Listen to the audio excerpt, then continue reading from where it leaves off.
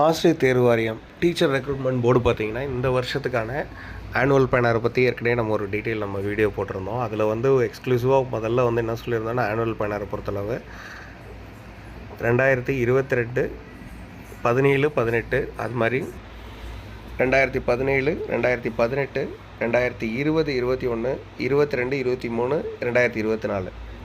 So இதில் இருக்கிற annual பேனரோட கணக்கெலாம் பார்த்திங்கன்னா இந்த முறை டீச்சர் ரெக்ரூட்மெண்ட்டை பொறுத்தளவு பார்த்திங்கன்னா ஆல்மோஸ்ட் ஒரு 10,000 வேக்கன்சியாவது இந்த வருஷத்துக்கான டென்டேட்டிவில் கொடுத்துருவாங்கன்னு நினைக்கிறேன்.